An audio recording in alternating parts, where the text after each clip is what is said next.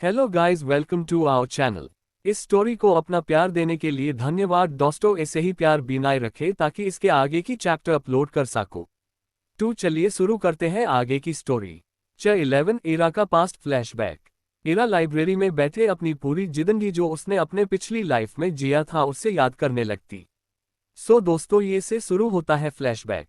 मुंबई के सबसे ज्यादा पोश एरिया कफ परेड। कफ परेड एक ऐसा एरिया है जहां अमीर खानदान के लोग रहा करते हैं। वहां की सिक्योरिटी इतनी टाइट है, आम लोग उस एरिया को देख भी नहीं सकते। उसी एरिया में एक घर था। घर कहना गलत होगा क्योंकि वो किसी महल से कम नहीं था। मैं घर के बारे में ज्यादा डिटेल नहीं बताऊंगी, आप लोग इमेजिन कर सकते हो एक आलीशान महल कैसा होता है। उसी घर के गार्डन में इस वक्त दो औरतें बैठी हुई थी। उन्हें देख के लग रहा था जिससे वो दोनों ही प्रेग्नेंट थी, साथ ही काफी अच्छी दोस्त भी लग रही थी।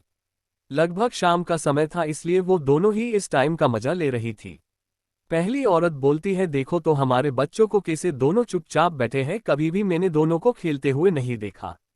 उसकी बात पर दूसरी औरत मुंह बनाते हुए कहती है, हाँ दीदी आप बिल्कुल सही कह रही है। आपको पता है मैंने कितना कृष्ण से कहा थोड़ी सी मेरी गुड़िया की तरह बिहेव करे, लेकिन नहीं। वो कहती है कि उसे डॉक्टर बनना है, इसलिए वो बस अपनी पढ़ाई में ध्यान देगी, इस तरह के फालतू काम उससे नहीं होगा।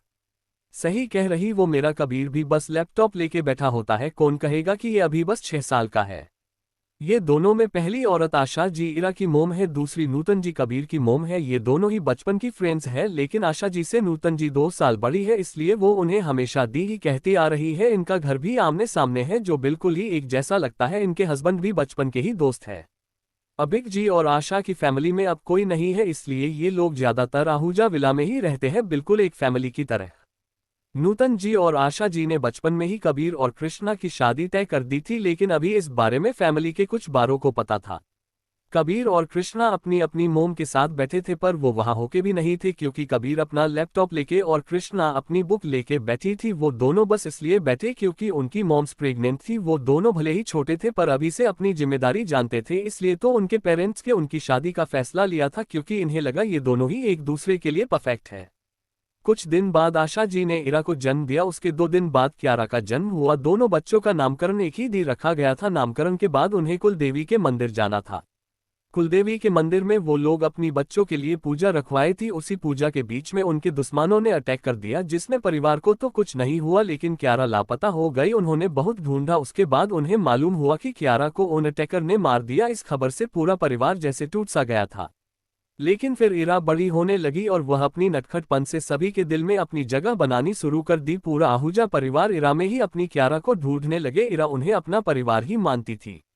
जब इरा 6 साल की हुई तब इरा के मोम डैड की कार एक्सीडेंट में मौत हो गई, जिसके कारण इरा बहुत चुप सी हो गई थी क्योंकि वो अपने डैड से सबसे ज्यादा प्यार करती थी। उनके बिना उसे बिल्कुल अकेला लगता था। आहूजा फैमिली पूरी कोशिश करती उससे खुश रखने की, लेकिन फिर कामयाब नहीं होती। इरा अपने रूम में अपने मोम एंड डैड की फोटो को देख के रो रही थी कि तभी उससे रूम का दरवाजा खुलता है। इरा बिना देखे ही बोलती है, आप सब जाओ, इरा को किसी से बात नहीं करनी, मुझे बस मेरे डैडा चाहिए। प्रिंसेस क्या आप मुझसे भी बात नहीं करोगी? इरा इस आवाज को सुन के दौड़ते हुए उस इंसान को गले लगा लेती है और बोलती है, भाइयों आप कहाँ थे? मैंने आपको कितना मिस किया। आपको पता है डैडा मुझे छोड़ के गॉड के पास चले गए। इतना कह वो रोने लगती है। ये कबीर था जो अभी 12 साल का हो गया था, लेकिन अभी से ही अपने डैड के बिजनेस में उनका साथ देता है। वो कुछ दिनों के लिए आउट ऑफ सिटी था, आज ही आया था क्योंकि उसे पता था इरा अभी बस उसकी बात ही मानेगी। कबीर के आने से इरा धीरे धीरे ठीक होने लगती है। एक दिन इरा और कृष्णा के नाना जी आते हैं क्योंकि उन्हें अपनी बेटी के आखिरी निशानी को अपने पास रखना चाहते थे। पहले तो दोनों जाने से मना करते हैं, लेकिन फिर है हॉलीडे पर यहाँ आने की बात पर मान जाते हैं। फिर कृष्णा और इरा अपने नानाजी जी साथ चले जाते हैं। उनका घर भी बिल्कुल राजा महाराजाओं की तरह था, लेकिन घर में सिवाय नौकरों के कोई नहीं रहता था। लेकिन इरा और कृष्णा के आने से उनका घर पहले की तरह हो गया जैसे आशा जी के रहते था। इरा का एडमिशन भी उसी स्कूल में कर दिया गया जहां कृष्णा और कबीर पढ़ते थे। इरा पहली बार ईशान से स्कूल में ही मिली थी और तब से ही वो उसे पसंद करने लगी थी और ईशानी भी तभी से उसकी बेस्ट फ्रेंड थी। एक दिन इरा के नाना केशव जी अपने दोस्त अभिनव के ये जाते हैं। ये दोनों जब आर्मी में थे तब से ही अच्छे दोस्त हैं और उन दोनों घर भी पास में था। अभिनव जी जो ईशान के दादाजी थे, ये बात जब इरा को पता चलती है तो इरा कुछ न कुछ बहाना बना के ईशान से मिलने चली जाती थी, लेकिन ईशान ने कभी भी उसे इम्पोर्टेंस नहीं दिया क्योंकि उसे ये सब बिल्कुल भी पसंद नहीं था। वो हमेशा इरा को खुद से दूर रहने को बोलता था। धीरे धीरे इरा बड़ी होती गई और उसका ईशान के लिए पागलपन बढ़ता ही गया। वो बस कबीर की बातों को ही सुनती थी, लेकिन इस टाइम उसके नानाजी ने उसे और कृष्णा को हर एक चीज सिखाई जो वो सीखा सकते थे। सिंगिंग, डांसिंग, म्यूजिकल इंस्ट्रूमेंट बजाना, अलग तरह के मार्शल आर्ट सीखना और भी बहुत कुछ। इरा के साथ उसके फ्रेंड ईशानी, मनन, नील, मोना, ये पांचों ही साथ में सभी चीजों की ट्रेनिंग लेते थे और इनके ग्रुप का नाम फीनिक्स था, क्योंकि इनका मानना था ये लोग बिल्कुल एक पंछी की तरह है जिसे कोई नहीं पकड़ सकता है और जिसने पकड़ने की कोशिश की वो जल जाएगा। ये ग्रुप फेमस तो बहुत है, लेकिन कोई भी इस ग्रुप के मेंबर को नहीं जानता। बाकी इस ग्रुप की डिटेल कहानी में आगे पता चलती जाएगा। इरा अब 12 साल की होगी थी। अब वो पहले से ज्यादा जिद्दी हो गई थी। आज इरा और कृष्णा आहूजा मेंशन जाते हैं, लेकिन उसे थोड़ा अजीब लगता है क्योंकि वो जब भी जाती थी तो नूतन जी हमेशा उसका वेट किया करती थी, लेकिन आज उसे कोई भी नजर नहीं आता। वो जैसे ही हॉल में जाती है हैरान हो जाती है। चैप्टर 12 इरा का पास्ट फ्लैशबैक कंटिन्यू। हेलो मेरे प्यारे प्यारे रीडर्स, हैंड वेविंग। आप लोगों को कैसी लग रही है मेरी स्टोरी? तो चलिए शुरू करते हैं। Flashback continue. अब आगे। इरा एंड कृष्णा जब आहूजा मेंशन के हाल में पहुंचते हैं तब वो देखते हैं एक लड़की जो लगभग इरा की ही उम्र की होगी, उसे नूतन जी ने अपने गले लगाया हुआ है। वहां मौजूद सभी मेंबर की आंखों में आंसू थे, लेकिन खुशी के। सभी उस लड़की से कुछ न कुछ पूछ रहे थे तो कोई उसे कुछ खाने को दे रहे थे। ये सब देख के दोनों बहनें ये जानने के लिए क्यूरियस हो जाते हैं कि वो लड़की कौन है। इरा नूतन जी पास जाके पूछती है, बड़ी मोम ये लड़की कौन है? नूतन जी इरा की आवाज सुन के इरा को अपने पास बुलाती है और कहती है, ये मेरी जिगर का टुकड़ा जिसे मैंने खो दिया था, मेरी बेटी क्यारा है।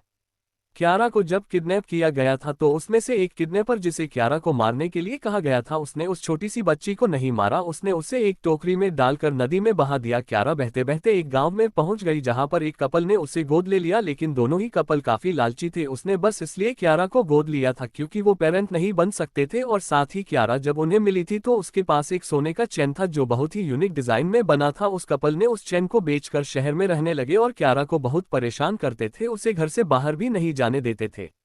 फिर एक दिन आहूजा परिवार को उस चैन के बारे में पता चला, उसके जरिए वो क्यारा तक पहुंच गए। फिर उन्होंने उन कपल से अपनी बेटी को ले आए, उसके बदले काफी पैसे दिए जिससे वो बिना किसी न नुकुर के क्यारा को जाने दिया। इरा और कृष्णा दोनों ही अपनी बड़ी मोम के लिए खुश थी क्योंकि उनसे कई बार उन्हें रोते हुए देखा था। फिर जब भी कोई इरा या क्यारा के लिए कुछ लेके आते तो दोनों को देते थे। शुरू में इरा को थोड़ा बुरा लगता था, लेकिन फिर बाद में उसे कोई प्रॉब्लम नहीं हुई। एक दिन टेरेस पर इरा और क्यारा खेल रहे थे, तभी इरा के धक्के से क्यारा गिर गई। आई तो थोड़ी सी चोट थी, लेकिन वो बहुत जोर से रो रही थी। घर में जितने भी लोग थे वहां पहुंच गए। नूतन जी जल्दी से क्यारा के पास जाके पूछती है, वो ठीक है न और वो गिर कैसे गई? तब क्यारा कहती है, उसे इरा ने धक्का दिया और बहुत दर्द हो रहा है। इतना कह वो फिर से रोने लगती है। इरा कुछ बोलती कि तभी कृति जी, कबीर की चाची, बोलती है, पहले मैंने क्यारा के बातों पर विश्वास नहीं किया, लेकिन आज ये देख के लगता है कि क्यारा सही ही बोल रही थी। उसकी बात पर सब घर के लोग पूछते हैं कि क्यारा ने क्या कहा था।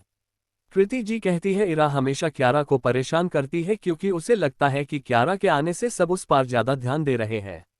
इरा भले ही जिद्दी थी, लेकिन वो कभी भी झूठ न तो बोलती थी, नहीं उसे झूठ बोलने वाले ज्यादा पसंद थे। इसलिए उसे गुस्सा आ गया और वो कहती है कि उसने ऐसा कुछ भी नहीं किया। हाँ, उसे थोड़ा बुरा लगा, लेकिन उसने कभी भी क्यारा को परेशान नहीं किया। इतना कह वो चली जाती है। नूतन जी इरा के पीछे जाने को हुई कि क्यारा रोते हुए कहती है, मम्मा बहुत पेन हो रहा है। उसकी बात पर नूतन जी नहीं जाती है और क्यारा की केयर करने लग जाती है।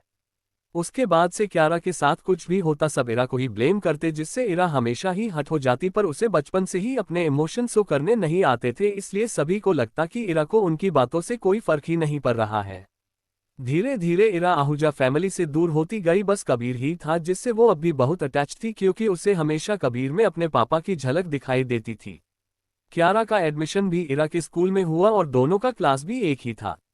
वैसे तो इरा का अपना ग्रुप था, फिर भी उसकी पढ़ाई में अच्छे होने के कारण उसके कई सारे फ्रेंड थे। इरा हमेशा ईशान के करीब रहने के लिए उसके साथ ही पढ़ाई करती थी और ईशान भी काफी भी अपने साथ उसे पढ़ने के लिए मना नहीं करता था। स्कूल में क्यारा के आने से जितने भी इरा के फ्रेंड थे सभी क्यारा के दोस्त बन गए। सभी को लगता क्यारा काफी ज्यादा प्यारी और इनोसेंट है और वो पढ़ाई के साथ साथ म्यूजिक और डांसिंग में भी काफी अच्छी थी। और इरा तो बस ईशान के पीछे पागल थी, इसलिए वो कभी भी स्कूल में अदर एक्टिविटी में पार्ट नहीं लेती थी। एक दिन इरा अपने हाथ में केक लेके ईशान के पास जा रही थी, तभी उसने देखा कि क्यारा रो रही है और ईशान उसके आंसू पोंछ रहा है। ये देख उसे बहुत गुस्सा आया क्योंकि अगर इरा ईशान का हाथ भी पकड़ लेती थी तो वह बहुत नाराज हो जाता था और यहाँ ईशान क्यारा के आंसू पोंछ रहा था और गुस्से में क्यारा के पास जाती है और उसे ईशान से दूर कर देती है, साथ ही उसे ईशान से दूर रहने को कहती है। उसकी बात सुन ईशान कहता है, तुम होती कौन हो मुझे किसी के पास जाने से रोकने के लिए, मेरे मामले से दूर रहो, और क्यारा का हाथ पकड़ के वहां से चला जाता है। इरा उन्हें जाते हुए ही देखने लगती है। पूरे स्कूल में सबको पता था इरा ईशान को पसंद करती है, इनफैक्ट वो उसके पीछे पागल है, इसीलिए जब सब ईशान को क्यारा के साथ देखते हैं तो सभी इरा का मजाक बनाने लगते हैं। सबको लगने लगता है कि ईशान और क्यारा साथ है और इरा इनके बीच आने की कोशिश कर रही है। क्यारा का 15वां बर्थडे था, उसमें सभी आए हुए थे लेकिन इरा थोड़ा जल्दी आ गई थी। वो क्यारा के कमरे में जाती है और बेड पर रखे ड्रेस को उठा के उसे काट देती है, लेकिन ये करते हुए उसे कबीर देख लेता है और वो पहली बार इरा पर गुस्सा होता है क्योंकि उसने वो ड्रेस अपनी लिटिल सिस्टर के लिए खुद एक बेस्ट डिजाइनर से बनवाया था। उसके बाद से क्यारा के कारण धीरे धीरे कबीर भी उससे दूर हो जाता है। फिर इरा के नानाजी का भी देहांत हो जाता है और कृष्णा को अपनी मेडिकल की पढ़ाई के लिए फॉरेन कंट्री जाना था। वो अपनी बहन को छोड़ के नहीं जाना चाहती थी लेकिन इरा ने जाने से मना कर दिया। फिर इरा आहूजा मैंशन में रहने लगी लेकिन उनके बीच कुछ सुधरने के बजाय और भी बिगड़ने लगा, और जब कृष्णा अपनी स्टडी कंप्लीट कर आए तो उसने एक ऐसा घर लिया जो सभी से दूर हो। ये वही घर है जिसका जिक्र मैंने पहले ही कर दिया है सेकंड चैप्टर में। इरा के डैड की कंपनी जो कुछ टाइम से कृष्ण संभाल रही थी को काफी लॉस में जा रही थी क्योंकि कृष्णा डॉक्टर थी, उसे कभी भी हॉस्पिटल जाना पड़ जाता था, इसलिए वो कंपनी पर ज्यादा ध्यान नहीं दे रही। तो इरा ने कंपनी संभालनी शुरू कर दी और कुछ ही दिनों में उसके बेस्ट कंडीशन में ला लिया क्योंकि उसका दिमाग बिजनेस में बहुत चलता था। लेकिन कोई भी नहीं जानता था मल्लिक ग्रुप ऑफ कंपनी का सीईओ कौन है क्योंकि इरा ने हमेशा ही फेस मास्क का यूज किया था। इरा कंपनी के कामों में बिजी होने के कारण वो आहूजा और मल्होत्रा परिवार से थोड़ी दूर हो गई थी। इधर नूतन जी ने कृष्णा और कबीर की शादी के बारे में सोच रही थी। कृष्णा ने माना कर दिया था क्योंकि कृष्णा जानती थी कबीर उसे बिल्कुल भी पसंद नहीं करता था, वो किसी को ढूंढ रहा है और शायद उसे ही पसंद करता है। लेकिन नूतन जी उसे आशा जी का पर्सनल डायरी दिया, उसमें साफ साफ लिखा था कि वो कृष्णा और कबीर की शादी करवाना चाहती थी। 13 बैक टू प्रेजेंट। हेलो मेरे क्यूट से रीडर्स, कैसे हैं आप सब। आज फ्लैशबैक खत्म हो जाएगा। मैं ये फ्लैशबैक इसलिए डीप में दिखा रही तो क्योंकि आगे जाके इरा का बिहेवियर बदलेगा उन लोगों के लिए, तो उसके पीछे का रीजन जानना इम्पोर्टेंट था। चलिए शुरू करते हैं। अब आगे कृष्णा अपनी मोम की डायरी पढ़ती है जिसमें लिखा था कि वो चाहती है कि उसकी और कबीर की शादी हो जाए, इसलिए वो इस शादी के लिए मान जाती है। नूतन जी कबीर को भी अपनी कसम देके मना लेती है। कबीर कृष्णा को कह देता है कि वो आहूजा खानदान की बहू बन सकती है लेकिन उसकी बीवी नहीं। कृष्णा को कबीर हमेशा ही या तो उसकी बेइज्जती करता या उसे इग्नोर करता, जैसे कि कृष्णा एक्सिस्ट ही नहीं करती।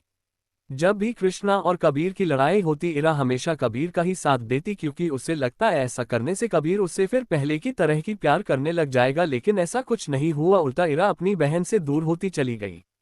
इरा को बस ईशान को कैसा अपना बनाना है उसी में लगी रहती, जिससे वो जो उसकी सच में परवाह करते हैं उससे दूर होती चली गई। इरा को अपनी कंपनी के लिए कुछ महीनों के लिए आउट ऑफ कंट्री जाना था। जाना तो नहीं चाहती थी लेकिन ईशान भी इंडिया में नहीं था, वो भी अपनी बिजनेस के सिलसिले में कहीं गया था, इसलिए इरा कुछ महीनों के लिए चली गई। जब इरा वापस आए तो उसे पता चला कि कृष्णा सब कुछ छोड़कर कहीं चली गई, इसलिए वो आहूजा मेंशन गई पता करने की उसकी दी कहा है। आहूजा परिवार ने उसे और उसकी दी के बारे में बहुत गलत बोला लेकिन फिर भी उसने कुछ भी जवाब नहीं दिया क्योंकि आज भी वो उस फैमिली को अपना मानती थी। उन लोगों ने कहा कि कृष्णा किसी से प्यार करती थी, उसके साथ चली गई, इसलिए वो लोग उसे नहीं ढूंढ रहे हैं। इरा उनकी बातों को सुन के वहां से अपनी दी को ढूंढने चली गई। उसने अपना पूरा जोर लगाया लेकिन कुछ भी पता नहीं चला। इरा को मालूम था उसकी दी किसी मुसीबत में है क्योंकि कृष्णा कभी भी इरा को छोड़ के नहीं जा सकती, और कृष्ण बचपन से ही कबीर को प्यार करते आए हैं तो किसी और के साथ चले जाना मुमकिन ही नहीं है।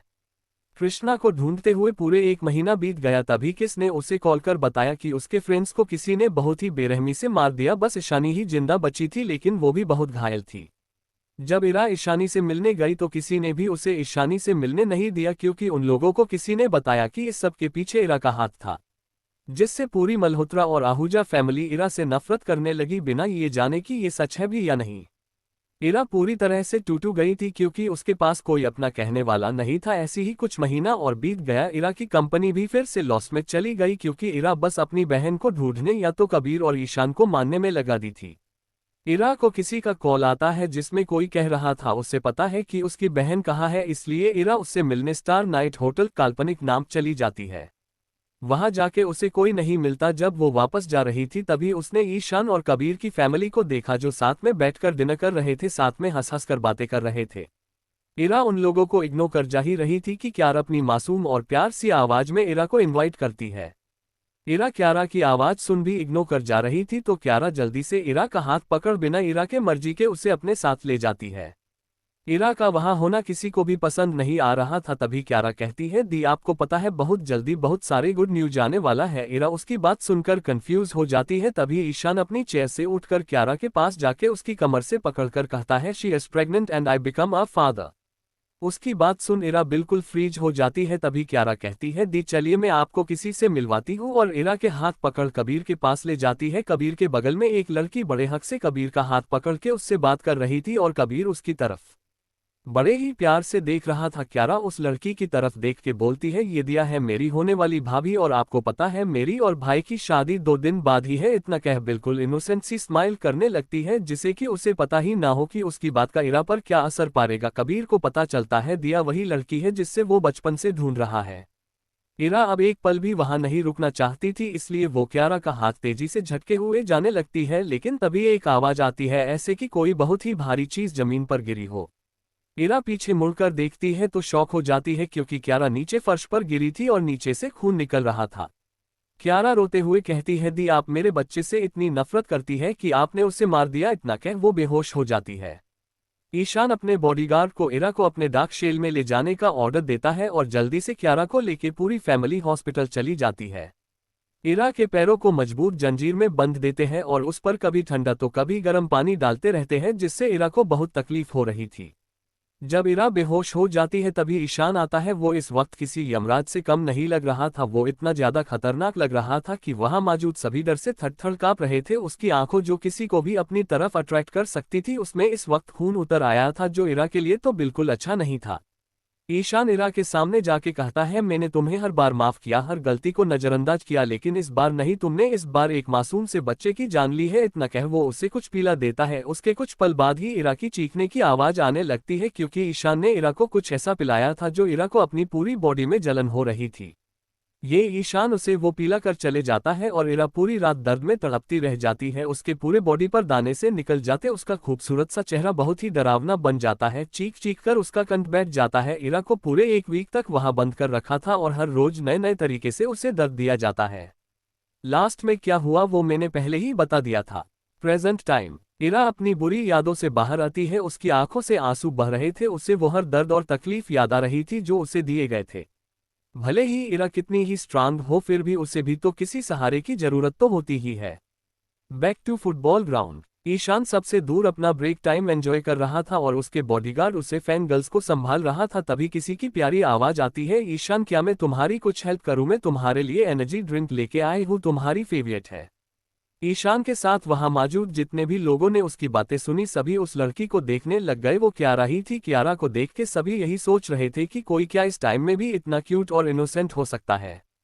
क्यारा सभी की नजरों में खुद के लिए तारीफ देख के बहुत खुश हो जाती है। क्यारा को हमेशा से ही सेंटर ऑफ अट्रैक्शन बनाना बहुत पसंद था। ईशान क्यारा को आने की परमिशन दे देता है जिससे बाकी लड़कियां क्यारा से जलने लगती है। ये देख क्यारा बस एक स्माइल पास कर ईशान के पास चली जाती है। क्यारा ईशान को बोतल देती है लेकिन ईशान कहता है मुझे इसकी जरूरत नहीं है। तभी सेकंड राउंड के लिए रेफरी सभी को बजा लेता है। ईशान बिना आगे कुछ बोले चला जाता है और क्यारा बस देखती रह जाती है। मैं आपको बता दूं अभी ईशान के दिल में क्यारा के लिए कोई फीलिंग नहीं है। वो बस इसलिए उसकी केयर करता है क्योंकि उसे लगता है क्यारा बहुत इनोसेंट है, उसका कोई भी फायदा उठा सकता है। इसके साथ ही उसे इरा को खुद से दूर रखने के लिए वो जानबूझकर उसके सामने क्यारा को ज्यादा इंपॉर्टेंस देता है। 14th बर्थडे पार्टी अब आगे फुटबॉल मैच का सेकंड राउंड शुरू हो गया था। दोनों कॉलेज के बच्चे अपने अपने कॉलेज के प्लेयर को चीयर कर रहे थे। ब्रह्मदेवा कॉलेज के प्लेयर ने काफी कोशिश की लेकिन अपना स्कोर बढ़ा नहीं पा रहे थे और एक बार फिर मां कॉलेज ने ये जीत अपने नाम कर ली। अखिल ईशान और उसकी टीम को घूरते हुए वहां से चला गया। मां कॉलेज के स्टूडेंट खड़े होकर अपने कॉलेज के प्लेयर का नाम चिल्ला रहे थे। रात 10 बजे इरा अपने विंडो से आसमान में चमक रहे चांद को देख रही थी। वैसे तो वो काफी थक गई थी आज लेकिन आंखों में नींद ही नहीं थी, जब भी आंखें बंद करती उसके सामने अपनी मौत का मंजर आने लगता। थोड़ी देर और चांद को निहारने के बाद बेड पे आके जैसे तैसे आंखें बंद कर सो जाती है। अगली सुबह इरा सिंपल सा टी शर्ट और पैंट पहनकर नीचे आती है तो देखती है कि उसकी बुआ डाइनिंग टेबल पर नाश्ता रख रही है। सुहानी जी, इरा की बुआ रात को ही आ गई थी पर इरा से नहीं मिली क्योंकि उनको पता था इरा को ये पसंद नहीं आएगा। इरा नीचे जाते हटाए कहती है, बुआ आप कब आए और मुझसे मिली भी नहीं। सुहानी जी इरा की बात सुन हैरान हो जाती है कि इरा खुद उससे बात कर रही है, फिर भी वो कहती है, मुझे आने में देर हो गई थी इसलिए मुझे लगा तुम सो रही होगी। इरा सुहानी जी के पास आके कहती है, कोई बात नहीं, अच्छा आपने आज क्या बनाया है, मुझे बहुत भूख लग रही है। ये कहते वक्त उसके एक हाथ उसके पेट पर और चेहरा पर क्यूट सी स्माइल थी। सुहानी जी इरा के इस तरह बिहेव करे से इमोशनल हो जाती है क्योंकि इरा अभी बिल्कुल ऐसे बिहेव कर रही थी जैसे वो बचपन में किया करती थी जब वो उसके लिए अपने हाथों से खाना बनाती थी। इरा जानती थी कि उसकी बुआ उससे बहुत प्यार करती है, इसलिए तो वह फिर से उनके सामने वही बच्ची बनाना चाहती थी जिससे वो बहुत प्यार करती है। इरा अपनी बुआ से पहले किए गए गलतियों की माफी मांगती है। सुहानी जी के लिए तो वो उनकी बच्ची थी और अपने बच्चों से कोई कभी नाराज होता है। कुछ दिन इरा कॉलेज नहीं जाती क्योंकि उसे रेस्ट की जरूरत थी। इस बीच उसके दोस्त जरूर आए थे उससे मिलने, और ईशानी का बर्थडे अगले दिन ही था तो सारे दोस्त मिलके शॉपिंग पर जाते हैं। नेक्स्ट डे इरा को पता था आज उसका सबसे समाना होगा, लेकिन अब वो भी पूरी तरह से उन लोगों से मिलने के लिए तैयार थी। मल्होत्रा मैंशन। इस मैंशन की बात की जाए तो ये किसी रॉयल हाउस के जैसे था और आज इस मैंशन को बहुत ही खूबसूरती से सजाया गया था। आखिर इस घर की जान का जन्मदिन था। धीरे धीरे सब मेहमान आने शुरू हो गए थे। आज इस जगह बड़े से बड़े बिजनेसमैन और ए लिस्ट सेलिब्रिटीज आए थे। बड़े बड़े पॉलिटिक्स के लोग भी आ रहे थे और भी बड़ी हस्तियां यहाँ मौजूद थी। आखिर मल्होत्रा खानदान से कौन अपने अच्छे संबंध नहीं बनाना चाहता। कुछ देर बाद आहूजा फैमिली के मेंबर भी आ जाते हैं। सबसे पहले वैभव जी, कबीर के दादाजी उतरते हैं। वैसे तो वो आना नहीं चाहते थे लेकिन अपने दोस्त ईशान के दादाजी के लिए आए थे। उन्होंने बहुत जिद की थी। वैभव जी के खास दो ही दोस्त थे, एक तो इस दुनिया को छोड़ चुके हैं केशव जी, और दूसरे से जल्दी मिल नहीं पाते। भले ही वो आज 70 साल के हो गए हैं लेकिन उनका रोब आज भी काम नहीं हुआ है। उनके पीछे नीलेश जी और नूतन जी आ रही थी। कुणाल जी और कृति जी भी साथ में उन्हीं के साथ आ रहे थे। कृष और वाणी, कबीर के कूजन, ये दोनों दूसरी कार से उतरते हैं और वो भी अंदर की ओर जाने लगता है। सबसे लास्ट में कबीर उतरा और उसके साथ कृष्णा और क्यारा दोनों थी। आज कबीर ने व्हाइट कलर की 3 पीस सूट पहना था। उसके बाल थोड़े लंबे थे जो उसपे काफी फब रहा था। कानों में डायमंड इयरिंग जो उसके हैंडसम से फेस पर एक कातिलाना लुक दे रही थी।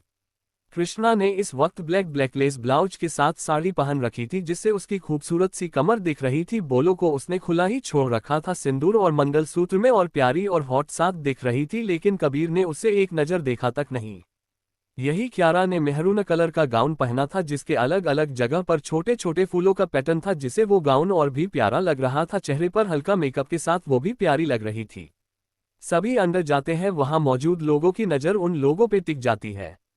अंदर देव और दिव्या जी सभी मेहमानों का स्वागत कर रही थी।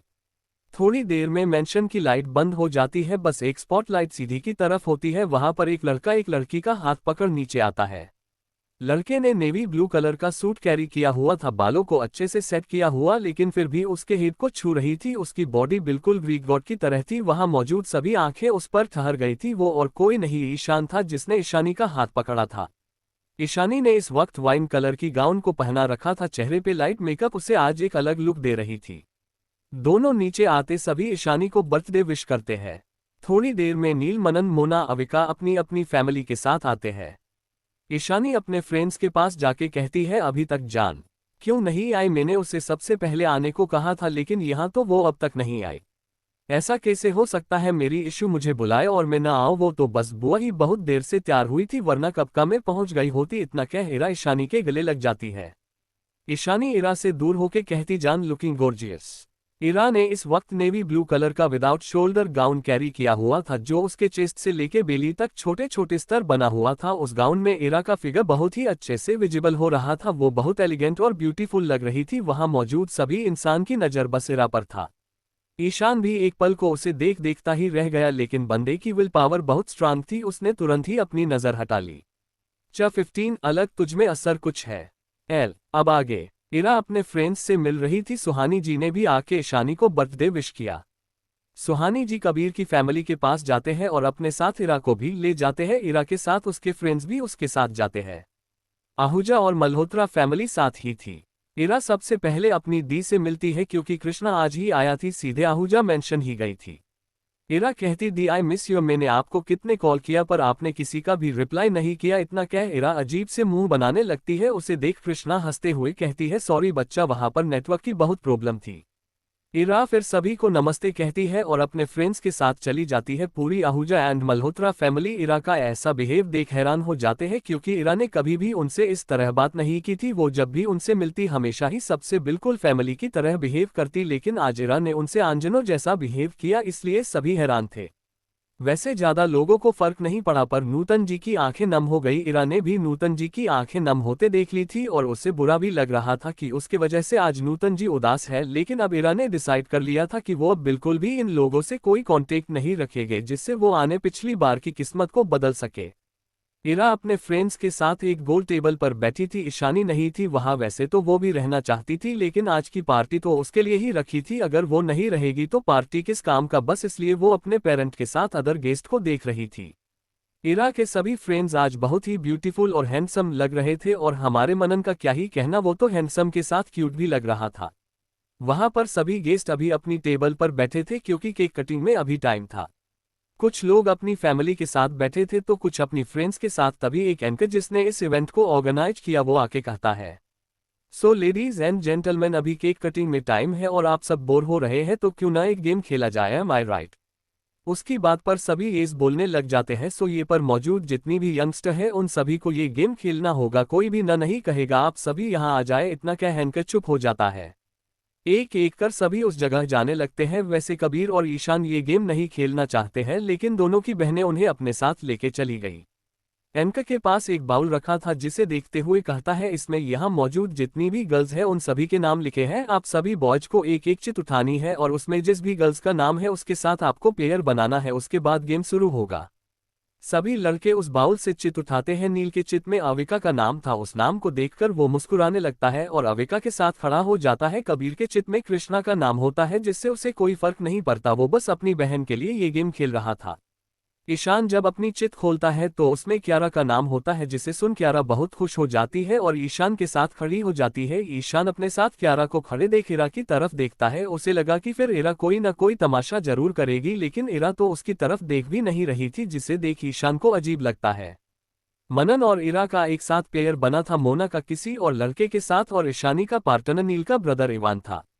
जब एंकर देखता है सभी ने अपने पार्टनर को चूज कर लिया है, तब वो गेम बताता है। सभी गर्ल्स के आंखों पर ब्लाइंड फोल्ड बंधा होगा। आप लोगों को एक घेरे में एक कपल डांस करना है, तो ध्यान रहे कोई भी कपल घेरे से बाहर नहीं होना चाहिए। सभी कपल को एक एक घेरे में खड़ा कर दिया जाता है। साथ ही उन सभी गर्ल्स के आंखों को ब्लाइंड फोल्ड से बांध दिया जाता है और वहां की लाइट भी डिम कर दी जाती है। सारी जिम्मेदारी बॉयज पर थी। सॉन्ग स्टार्ट होता है। अलग तुझमें असर कुछ है कि दिखता नहीं मगर कुछ है। अलग तुझमें असर कुछ है कि दिखता नहीं मगर कुछ है। फिदा हूं मैं तो एक नजर, बस एक नजर तक से। सभी कपल अपने पार्टनर के साथ डांस कर रहे थे। कबीर ने एक हाथ से कृष्णा की कमर और दूसरे से कृष्णा का एक हाथ पकड़ रखा था। आज पहली बार वो कृष्णा के इतने करीब गया था। वो एक तक कृष्णा के चेहरे को देख रहा था और उसकी नजर न चाहते हुए उसके पिंक लिप्स पर जा रही थी। कृष्णा बंद आंखों के करना कबीर के हर एहसास को बहुत करीब से महसूस कर रही थी, जिससे उसका दिल बहुत तेज धड़क रहा था। लगे भी तो सर यह और किधर, अब और किधर, दिल संग तेरे लग के, सही वो भी लगा मुझको, गलत तुझमें अगर कुछ है, अलग तुझमें असर कुछ है। ईशान और क्यारा डांस कर रहे थे, लेकिन ईशान का ध्यान डांस पर न होके इरा पर था, लेकिन उसका चेहरा इमोशनलेस था, इसलिए ये समझ पाना मुश्किल था कि वो सोच क्या रहा है।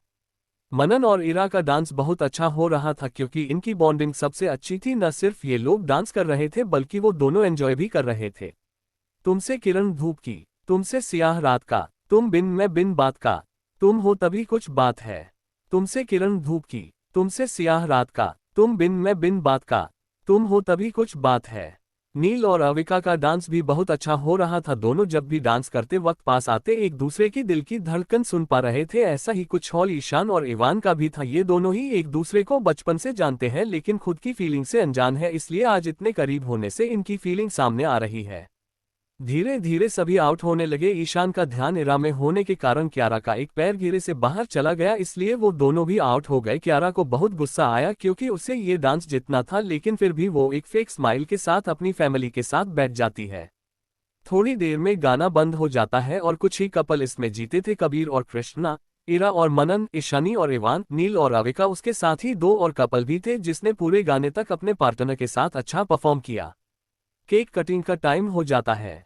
16 जबरदस्ती। अब आगे ईशानी की पूरी फैमिली और उसके दोस्त सभी ने ईशानी को घेर लिया था। ईशानी सब के बीच कैंडल को बुझाने से पहले विश मांगती है। सभी लोगों के पास खड़े होने के कारण इरा और ईशान बहुत पास खड़े थे, लेकिन आज इरा ने एक बार भी ईशान की तरफ नहीं देखा, जिससे ईशान को न जाने क्यों अच्छा नहीं लग रहा था, लेकिन ईशान को यही तो चाहिए था। ईशानी केक कट कर सभी को खिलाती है।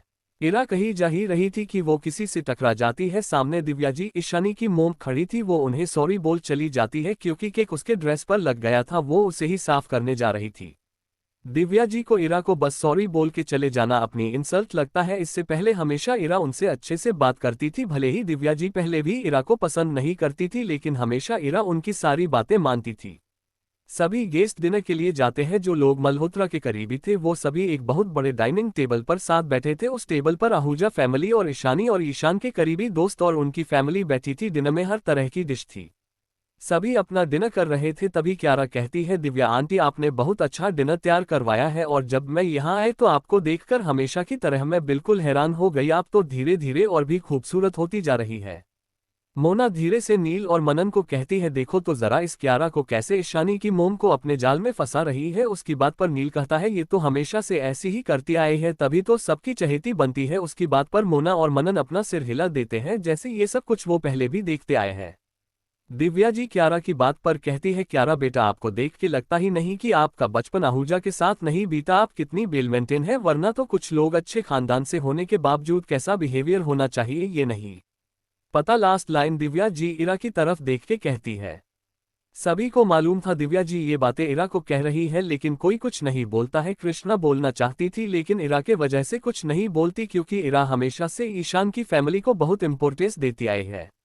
इरा भी दिव्या जी का ताना सुन कुछ नहीं कहती। पहले वो बस ईशान की वजह से उन्हें कुछ नहीं कहती थी, लेकिन आज ईशानी का बर्थडे था, वो नहीं चाहती थी कि उसकी वजह से ईशानी को आज के दिन हट हो। सबका डिनर हो जाने के बाद मेहमान धीरे धीरे जाने लगे, लेकिन अभी भी बहुत से लोग बचे थे, जिसमें ईशानी और ईशान के फ्रेंड्स की फैमिली भी रुकी थी। इरा को एक कॉल आता है जिसे रिसीव करने के लिए गार्डन एरिया में चली जाती है। फोन के दूसरी तरफ की बात सुन उसका चेहरा सख्त हो जाता है। थोड़ी देर और बार करने के बाद वो कॉल कट कर देती है और वापस जाने लगती है। तभी उसे कुछ आवाजें सुनाई देती है। इरा उन आवाजों का पीछा कर वहां पहुंच के देखती है कि एक लड़का किसी लड़की के साथ जबरदस्ती कर रहा है। इरा को ये देख बहुत गुस्सा आता है। वो उस लड़के का कलर पकड़कर उस लड़की से दूर करता है। जब इरा उस लड़की को देखती है तो शॉक रह जाती, क्योंकि वो और कोई नहीं वानी, कबीर की कूजन सिस्टर थी, जिसकी आंखों से आंसू रुक ही नहीं रहे थे। उसके गालों पर थप्पड़ के निशान थे। वानी की ऐसी हालत देख के उसे अपने पिछली लाइफ में अविका के साथ हुए हादसे याद आ जाते हैं। अविका भी तो उसे इसी हालत में मिली थी, नहीं उसका को उससे भी बुरा हाल था उसका तो रेप। इतना सोचते ही इरा की आंखें गुस्से से लाल हो जाती है। फिर वो उस लड़के को उसके बालों से पकड़ पास के ही पेड़ से उसका सिर टकरा देती है। जब तक वो लड़का पूरी तरह से खून से लथपथ होकर बेहोश नहीं हो जाता तब तक उसे नहीं छोड़ती पाउटिंग। वो अभी भी काफी गुस्से में थी, उस लड़के को ही देख रही थी। तभी वहां क्यारा आती है, उसे वानी रोते हुए देखती है और उसके पास इरा खड़ी थी। उसे वो लड़का नहीं दिखता, क्योंकि वो बेहोश होकर ऐसा जगह पर गिरा था जहां उसे कोई देख नहीं पा रहा था। क्यारा वानी की ऐसा हालत देख के उसे पास जाती है, साथ ही वो थोड़ी दूर पर खड़े क्रिश को भी बुलाती है। क्रिश जब वानी की ऐसी हालत देखता है तो काफी हैरान हो जाता है। वानी से पूछता है कि उसे क्या हुआ, लेकिन तब तक वानी डर से बेहोश हो जाती है। वानी के साथ ये सब पहली बार हुआ था। वो बहुत नाजुक थी। आहूजा फैमिली हमेशा उसे एक प्रिंसेस की तरह ट्रीट किया था। एक खरोच भी कोई बर्दाश्त नहीं कर सकता था, इसलिए वानी काफी भोली थी। उसे दुनियादारी की कोई नॉलेज नहीं था। क्रिश वानी को बेहोश देख उसे अपनी गोद में उठा लेता है और क्यारा को देख पूछता है कि यहाँ क्या हुआ। क्यारा कहती है कि उसने बस वानी को रोते हुए देखा था और इरा ही बस है यहाँ। अब तक इरा का गुस्सा काफी कम हो गया था। वो पीछे मुड़कर वानी के पास जाती है। वो उससे पास जा भी पाती उससे पहले ही क्रिश कहता है, डोंट टच हर, तुमने पहले ही उससे काफी हट कर दिया है, और गुस्से से वो वानी को लेके चला जाता है। अब तक वहां पर सभी आ गए थे। आहूजा फैमिली काफी देर से उन लोगों का वेट कर रहे थे। तभी क्यारा के चिल्लाने से वो लोग वहां पहुंच जाते हैं। क्यारा और क्रिश की बातें उन्होंने भी सुनी थी। कृति जी गुस्से से इरा को थप्पड़ मार देती है और कहती है तुमने क्या किया मेरी वानी के साथ, पहले क्यारा और अब वानी, हमारे घर की बेटियों ने तुम्हारा किया बिगड़ा है। कितनी बार कहा है हमारी फैमिली से दूर रहो, लेकिन तुम अपनी मनहूसियत से हमेशा सभी को दुख देती हो। दिव्या जी भी कहती है हमें तो अब भी विश्वास नहीं हो रहा ये आशा की बेटी है। कहा आशा एक प्यारी और सुलझी हुई थी और कहा ये ईशानी। उनकी बात सुन अपनी मोम को चुप रहने हो कहती है। कृति जी फिर से इरा को थप्पड़ मारने के लिए हाथ उठती है, लेकिन इरा उनका हाथ पकड़ लेती है। बस बहुत कह लिया आपने और बहुत सुन लिया मैंने, आपका जब मन हो तब मुझे थप्पड़ मारने का लाइसेंस नहीं दे दिया है मैंने, इतना कह कृति जी का हाथ झटक देती है। कबीर इरा से कहता है इरा ये कैसी हरकत है, तुम्हें अपने से बड़े से कैसे पेश आया जाता है, क्या तुम भूल गई हो अभी के अभी माफी मांगो छोटी मोम से। इरा कबीर को देख हंसते हुए कहती है मिस्टर आहूजा मुझे मेरे नाना जी ने बहुत अच्छे से बिहेव करना सिखाया है, उसमें ये बात भी शामिल थी जब तक आप गलत नहीं हो किसी के आगे झुकना नहीं, और मेरे अंदर मेरे डैडा का ही खून है, तो आपको ऐसा क्यों लगता है मैं बिना किसी गलती के माफी मांगूंगी। इरा अपने सामने अपने खूनी को देख रही थी, ये वही इंसान था जिसे वो कभी अपना रक्षक समझती थी, जिसे उसने हर रक्षा बंधन पर राखी बंधा था, उसमें अपने डैडा को खोजती थी, लेकिन उसी इंसान ने उसे मार दिया। इरा किसी तरह अपने आंसू को रोके हुए थी, आज एक बार फिर उसे सबने गलत समझा, बिना जाने उस पे इल्जाम लगाया। भले ही बाहर से वो पूरी तरह शांत थी, लेकिन उसके अंदर बहुत तूफान मचा हुआ था। न जाने कौन सी शिकायतों के शिकार हो गए हम।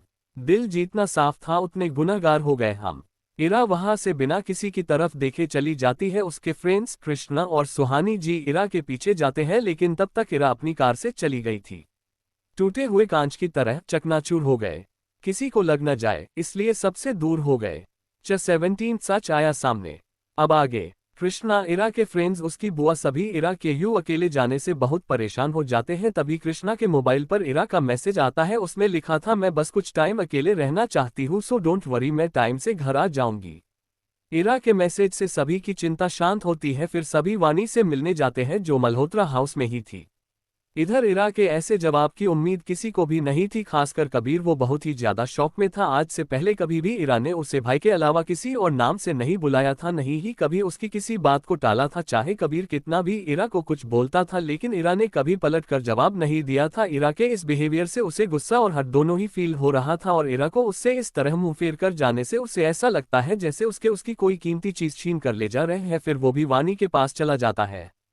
सभी वापस जाने वाले थे, तभी वैभव जी कहते हैं तुम लोग को इस तरह से उस बच्ची के साथ व्यवहार नहीं करना चाहिए था। क्या तुम लोग भूल गए कि उसके माँ और बाप को तुम लोगों ने वादा किया था कि हमेशा उसकी बच्ची का ख्याल रखोगे। तुम लोग की इस हरकत की वजह से मैं केशव को क्या मुंह दिखाऊंगा, आखिर मैंने भी उसके वादे तो तोड़ दिया। इतना कह वो चले जाते हैं। उन्हें बहुत दुख हो रहा था, अपने दोस्त से किया वादा वो निभा नहीं पा रहे हैं। उनकी दोनों नातियों को उनके ही ग्रैंड चिल्ड्रन की वजह से इतना तकलीफ हो रही है। दादी जी बातें सबने ने सुनी, पर उनकी बातों का असर बस कुछ ही लोगों पर हुआ। मल्होत्रा हाउस में डॉक्टर वानी का चेकअप कर बाहर निकलती है और सभी को देखकर कहती है चिंता की बात नहीं है, उनके साथ जो हुआ उसकी वजह से डरकर बेहोश हो गई है, थोड़ी देर रेस्ट करने के बाद उन्हें होश आ जाएगा। इतना कह डॉक्टर चली जाती है। क्यारा रोते हुए कहती है ये सब मेरी वजह से हुआ है। इरा मुझसे नफरत करती है, उसे पता है मेरी फैमिली मेरी कमजोरी है, इसलिए वो उसे टारगेट कर रही है। न मैं अपनी फैमिली के पास आती, नहीं इरा ये सब करती, लेकिन उसे वानी के साथ कुछ भी नहीं करना चाहिए। उसे तो पता था न वानी कितनी इनोसेंट है, फिर भी पता नहीं उसने उसके साथ क्या किया।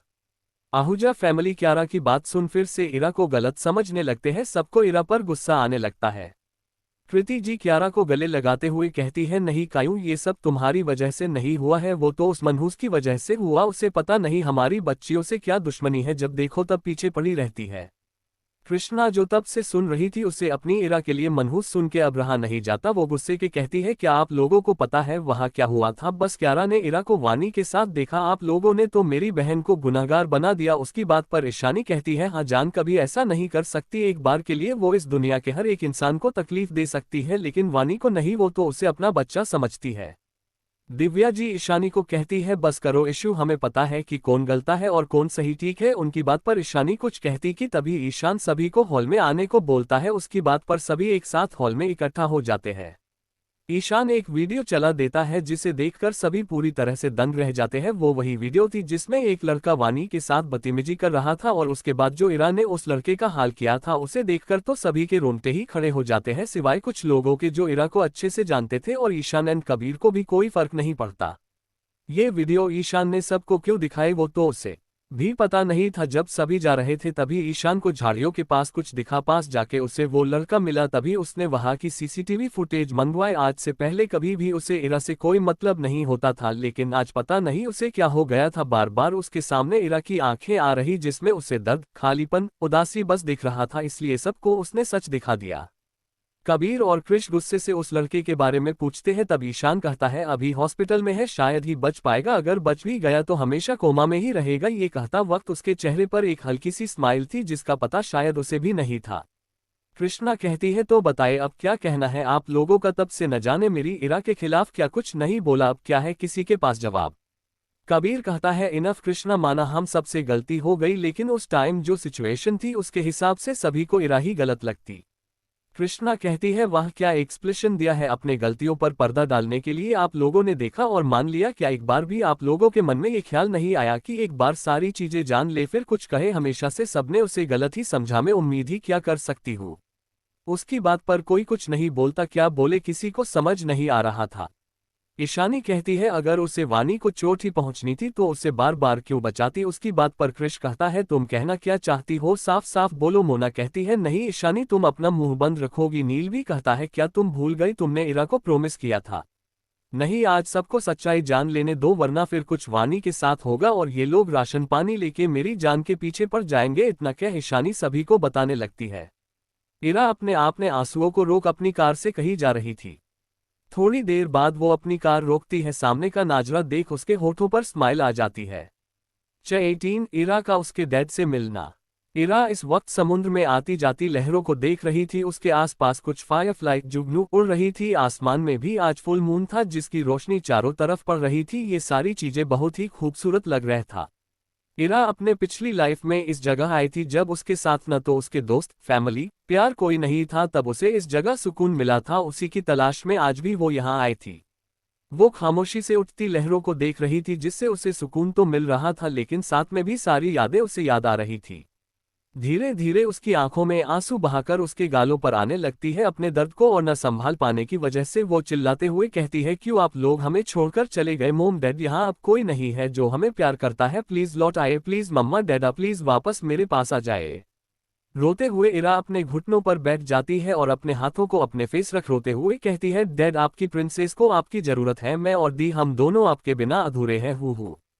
तभी इरा को लगता है कि कोई उसके सिर को प्यार से सहला रहा है। वो उस तरफ देखती है तो उसके डैड होते हैं जो झट से खड़ी होकर उनके गले लग जाती है। डैडा आप आ गए, आई रियली मिस योर डैडा। इरा के डैड प्यार से अपनी बेटी का सिर सहलाते हुए कहते हैं बस मेरी प्रिंसेस अब कितना रोगी, आप तो कितनी स्ट्रांग हो, यू बच्चों की तरह नहीं रोते। कहते हुए इरा का चेहरा अपना सामने लाते हुए अपने दोनों हाथ को इरा का चेहरा पकड़कर कहते हैं प्रिंसेस आप कभी अकेली नहीं थी, अब के मम्मा डैडा हमेशा आपके साथ थे, हमने आपको स्ट्रांग बनाया है, आपको आप इस तरह कमजोर नहीं पड़ सकती है। क्या आप भूल गई आपका रिबीर्थ क्यों हुआ है? आपको अपने साथ कृष्णा और आपके दोस्तों और अपनों के साथ हुए फेट हो बदलना है जिसके लिए आपको स्ट्रांग बनाना है।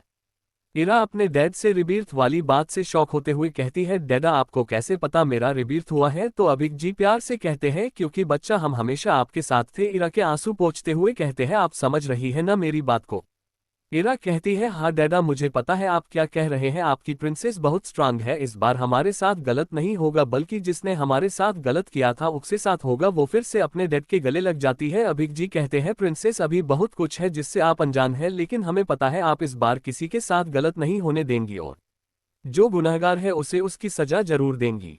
इरा अपने डैड की बात सुन रही, फिर धीरे धीरे उसे एहसास हुआ जैसे कि वो बस अब अकेली खड़ी है। वो चारों तरफ देखती है लेकिन उसे उसके डैड कहीं नजर नहीं आते हैं। थोड़ी देर बाद वो कहती है मुझे पता है डैडा आप यही थे, आपकी प्रिंसेस अब इतना स्ट्रांग बनेगी कि कोई भी उसे तकलीफ पहुंचने से पहले 100 बार सोचेगा। उसकी आंखों में एक जुनून सा दिख रहा था जैसे वो ये सारी दुनिया जीत लेगी। दूसरी तरफ मल्होत्रा हाउस में ईशानी का ये बोलना कि इरा ने कई बार वानी को बचाया है किसी को कुछ समझ नहीं आता। तब ईशानी कहती है आपको लोगों याद होगा जब वानी 8th क्लास में थी तब इरा ने वानी के किसी सीनियर को बहुत बुरी तरीके से पीटा था, याद आया कुछ? उसकी बात पर क्रिश कहता है हाँ तब उसे 2 दिन तक स्टोर रूम में बंद करने की पनिशमेंट मिली थी, बिना उसे खाना पानी दिए, साथ ही 1 महीना उसे बाहर न निकले ही उसे बस एक ही रूम में पूरे 1 महीना बिताना था। उसकी बात पर ईशानी कहती सही कहा, लेकिन क्या आप लोगों ने उससे पूछा कि उसने उस लड़के को क्यों मारा था? तब कबीर कहते हैं हाँ मैंने ही तो उससे पूछा था लेकिन उसने कोई जवाब नहीं दिया। ठीक है तो मैं बताती हूँ। वो लड़का हमेशा ही वानी को परेशान करता था क्योंकि वो उससे दोस्ती नहीं करना चाहती थी, जिससे उस लड़के का ईगो हर्ट हुआ। फिर एक दिन आप लोग किसी काम से कहीं गए थे, घर में बस बच्चे ही थे। तब वानी अपने स्कूल से आई तो वो बहुत रो रही थी। कृष्णा और क्रिश घर पर नहीं थे, बस क्यारा और इरा ही वहां थी। वानी को इस तरह रोते देख दोनों उससे पूछने गई। तब वानी ने बताया कि उस लड़के ने उसे एक रूम में बंद कर दिया था जहाँ बहुत चूहे थे, फिर किसी अदर स्टूडेंट ने उसे वहां से बाहर निकाला था।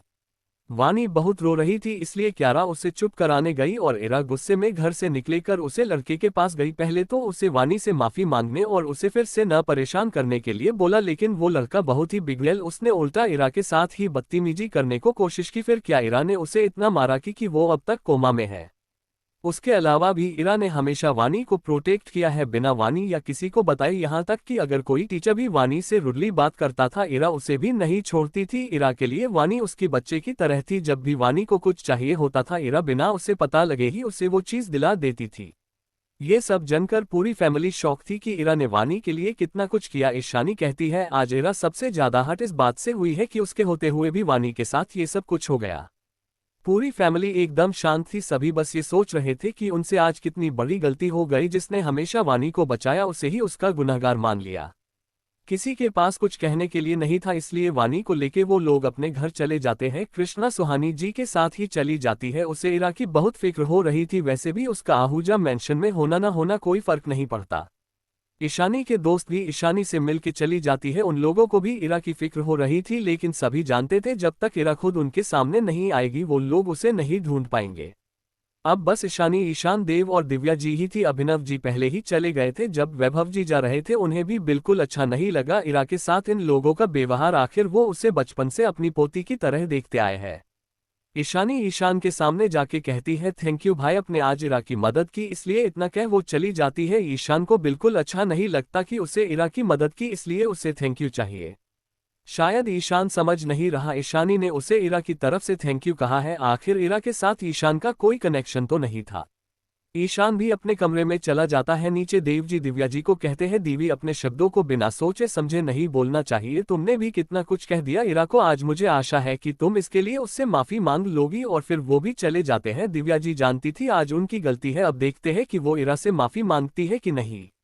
इरा कुछ देर बाद अपने घर चली जाती है। जब वो अंदर जाती है तो उसे कृष्णा और सुहानी जी दिखती है। उसे पता था वो लोग उसे लेके बहुत परेशान हो गए होंगे। कृष्ण इरा को वापस आया देख कहती है बच्चा आप ठीक तो है न, कहाँ चली गई थी यू अकेले, काम कितना परेशान ही गए थे।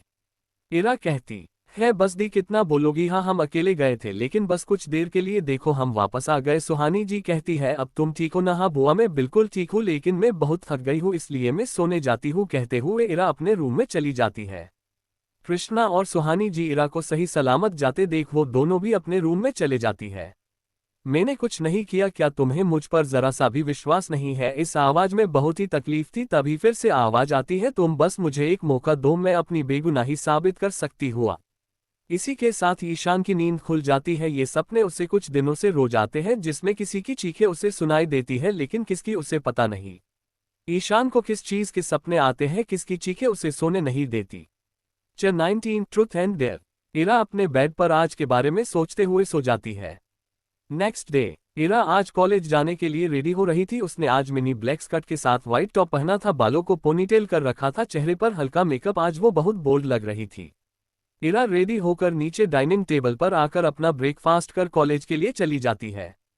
कॉलेज में इरा अपनी कार को पार्क कर कॉलेज के अंदर जाती है। उसके फ्रेंड्स उसे रास्ते में ही मिल जाते हैं। आज कॉलेज के स्टूडेंट इरा को देख उसकी तारीफ कर रहे थे। सभी ने वो वीडियो देख लिए था जिसमें इरा ने पैंथर ग्रुप की बैंड बजाई थी। इरा की खूबसूरती और उसका बोल्ड अंदाज सभी को अपना फैन बना रही थी। इरा अपने क्लास में जाती है, सारे बच्चे उसे देखने लगते हैं। इरा और मनन साथ बैठते हैं, ईशानी और मोना साथ बैठ जाते हैं, जिस कारण से अविका को नील के पास बैठना पड़ता है, जिससे अविका का तो पता नहीं लेकिन नील बहुत खुश होता है।